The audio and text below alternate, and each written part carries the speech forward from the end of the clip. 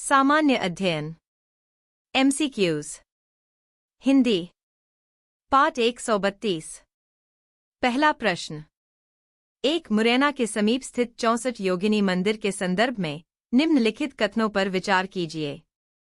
1. यह कच्छपघात राजवंश के शासनकाल में निर्मित एक वृत्ताकार मंदिर है। 2. यह भारत में निर्मित एकमात्र वृत्ताकार मंदिर है। 3. इसका उद्देश्य इस क्षेत्र में वैष्णव पूजा पद्धति को प्रोत्साहन देना था। 4. इसके डिजाइन से यह लोकप्रिय धारणा बनी कि यह भारतीय संसद भवन के लिए प्रेरणा स्रोत रहा था। उपर्युक्त कथनों में से कौन से सही हैं? A. 1 और 2। B. केवल 2 और 3। C. 1 और 4। D. 2, 3 और 4। इस प्रश्न का उत्तर है C. यह कच्छपघात राजवंश के शासनकाल में निर्मित एक वृत्ताकार मंदिर है। यह कथन सही है। 64 योगिनी मंदिर कच्छपघात राजवंश के शासनकाल लगभग 10वीं शताब्दी में निर्मित हुआ था और यह वृत्ताकार संरचना में है। यह भारत में निर्मित एकमात्र वृत्ताकार मंदिर है। यह गलत है। भारत में अन्य वृत्ताकार मंदिर भी हैं, जैसे कि भितरगाम मंदिर। इसका उद्देश्य इस क्षेत्र में वैष्णव पूजा पद्धति को प्रोत्साहन देना था। यह गलत है। 64 योगिनी मंदिर शाक्त परंपरा से संबंधित है, न कि वैष्णव पूजा से। इसके डिजाइन से यह लोकप्रिय धारणा बनी कि यह भारतीय संसद भवन के लिए प्रेरणा स्रोत रहा था। यह सही है। 64 योगिनी मंदिर का वृत्ताकार डिजाइन भारतीय संसद भवन के डिजाइन के लिए प्रेरणा का स्रोत माना जाता है। अगला प्रश्न। 2. निम्नलिखित में से कौन सा प्राचीन नगर अपने उन्नत जल संचयन और प्रबंधन प्रणाली के लिए सुप्रसिद्ध है, जहां बांधों की श्रृंखला का निर्माण किया गया था और संबद्ध जलाशयों में नहर के माध्यम से जल को प्रवाहित किया जाता था? A. Dholavira. B. Kalibangan. C. Rakhigarhi. D. रोपड़। इस प्रश्न का उत्तर है A. धौलावीरा, जो कि हड़प्पा सभ्यता का एक प्रमुख स्थल है, अपनी उन्नत जल संचयन और प्रबंधन प्रणाली के लिए प्रसिद्ध है। यहाँ बांधों की एक श्रृंखला का निर्माण किया गया था और जलाशयों में जल को नहरों के माध्यम से प्रवाहित किया जाता था। यह प्राचीन नगर जल संग्रहण और जल वितरण के मामले में बहुत उन्नत था। यह प्रणाली जल के संरक्षण और वितरण के लिए अत्यधिक प्रभावी थी, जो धौलावीरा को हड़प्पा सभ्यता के प्रमुख नगरों में से एक बनाती है। अगला प्रश्न। 3. 17वीं शताब्दी के पहले चतुर्थांश में निम्नलिखित में से कहाँ इंग्लिश ईस्ट इंडिया कंपनी का कारखाना के कारखाने स्थित थे? 1. भरूच। 2. चिकागोल। 3. त्रिचनोपोली। नीचे दिए गए कूट का प्रयोग कर सही उत्तर चुनिए। A. केवल 1। B. 1 और 2। C. केवल 3। D. 2 और 3। इस प्रश्न का उत्तर है A. ईस्ट इंडिया कंपनी ने 17वीं शताब्दी के पहले चतुर्थांश में भारत में कई स्थानों पर अपने कारखाने स्थापित किए थे। भरूच में इंग्लिश ईस्ट इंडिया कंपनी का पहला कारखाना स्थापित हुआ था।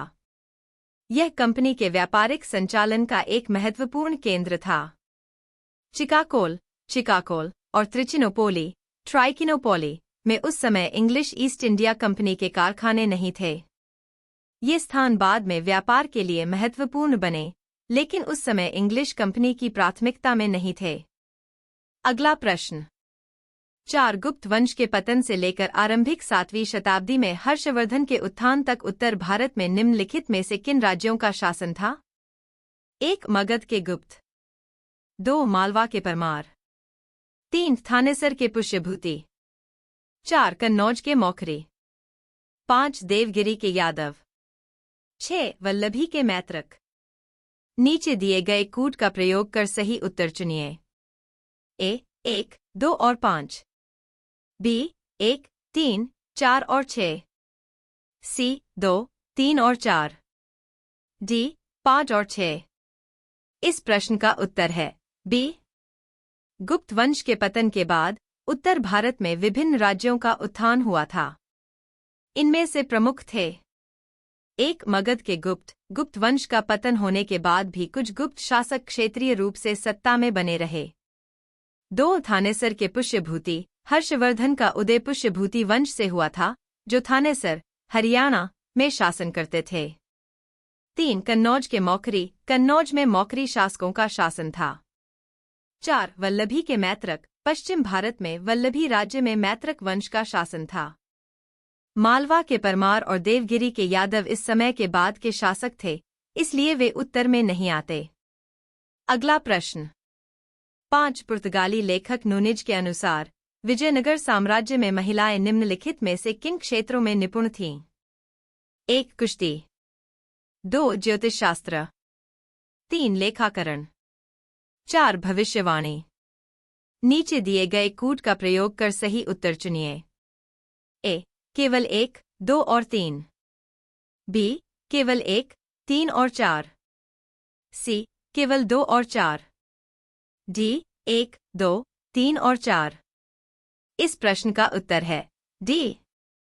पुर्तगाली लेखक नूनिज ने विजयनगर साम्राज्य के बारे में अपने लेखन में उल्लेख किया है कि महिलाओं ने विभिन्न क्षेत्रों में अपनी दक्षता दिखाई थी।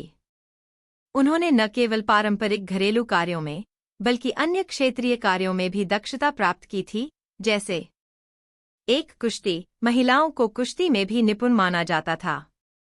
2. ज्योतिष शास्त्र, वे ज्योतिष में भी विशेषज्ञ थीं। 3. लेखाकरण, महिलाओं द्वारा लेखन कार्य किया जाता था। 4. भविष्यवाणी, वे भविष्यवाणी के कार्य में भी शामिल थीं। इस प्रकार विजयनगर साम्राज्य में महिलाएं कई महत्वपूर्ण क्षेत्रों में निपुण थीं।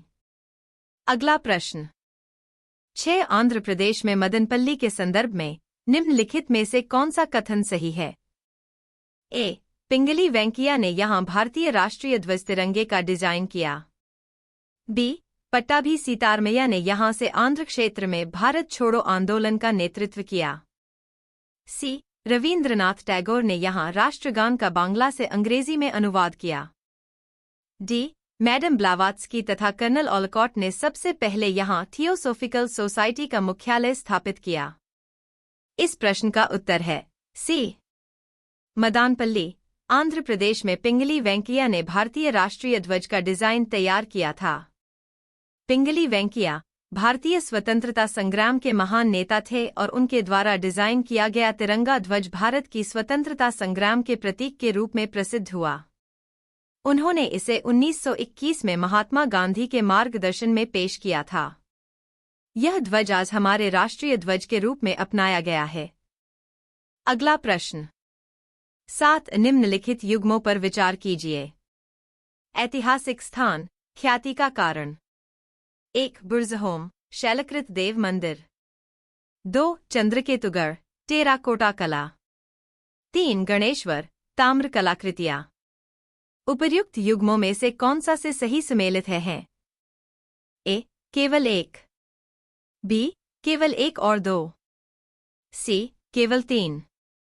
डी. 2 और 3। इस प्रश्न का उत्तर है डी। बुर्जहोम, यह कश्मीर में स्थित एक प्राचीन स्थल है, जो शैलकृत देव मंदिरों के लिए प्रसिद्ध नहीं है।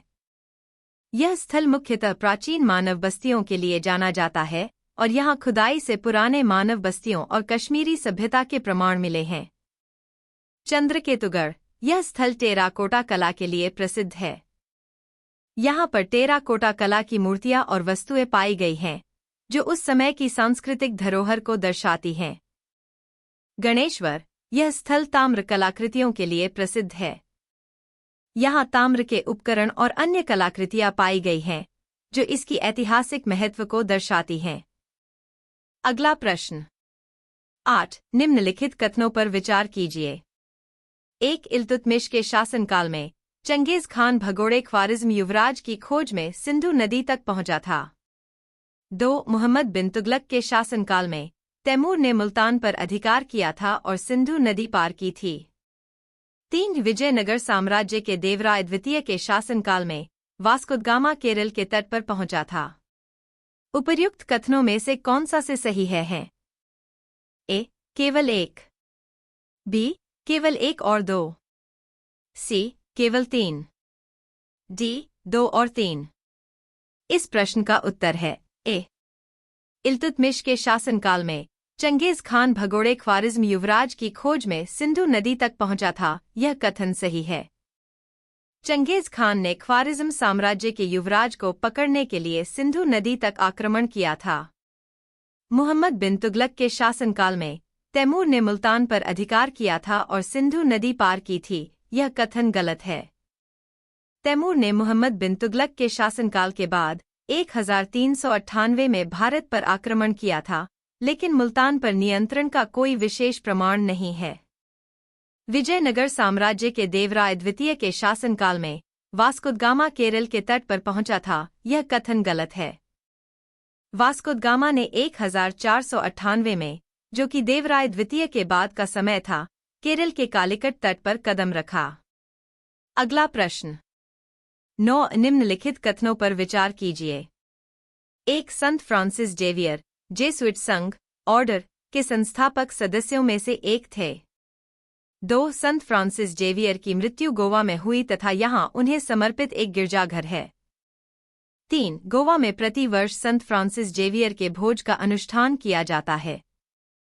उपर्युक्त कथनों में से कौन से सही हैं? ए केवल 1 और 2, बी केवल 2 और 3, सी केवल 1 और 3, डी 1, 2 और 3। इस प्रश्न का उत्तर है सी। संत फ्रांसिस जेवियर जेसुइट संघ ऑर्डर के संस्थापक सदस्यों में से एक थे, यह कथन सही है। संत फ्रांसिस जेवियर जेसुइट मिशनरी थे और उन्होंने जेसुइट संघ की स्थापना में महत्वपूर्ण भूमिका निभाई थी। संत फ्रांसिस जेवियर की मृत्यु गोवा में हुई तथा यहां उन्हें समर्पित एक गिरजाघर है, यह कथन गलत है।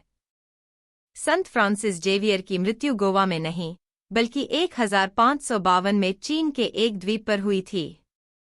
हालांकि उनका शरीर गोवा लाया गया था और यहां एक गिरजाघर, बॉसी चर्च, उनके अवशेषों के लिए समर्पित है।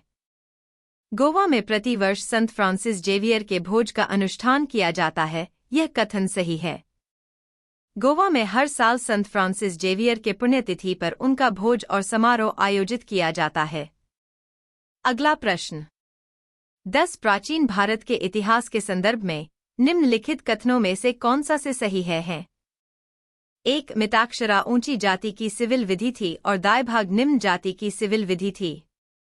2 मिताक्षरा व्यवस्था में पुत्र अपने पिता के जीवन काल में ही संपत्ति पर अधिकार का दावा कर सकते थे, जबकि दायभाग व्यवस्था में पिता की मृत्यु के उपरांत ही पुत्र संपत्ति पर अधिकार का दावा कर सकते थे। 3 मिताक्षरा व्यवस्था किसी परिवार के केवल पुरुष सदस्यों के संपत्ति संबंधी मामलों पर विचार करती है, जबकि दायभाग व्यवस्था किसी परिवार के पुरुष एवं महिला सदस्यों दोनों के संपत्ति संबंधी मामलों पर विचार करती है।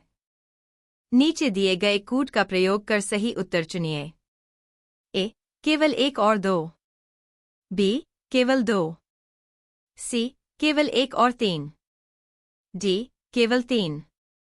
इस प्रश्न का उत्तर है बी।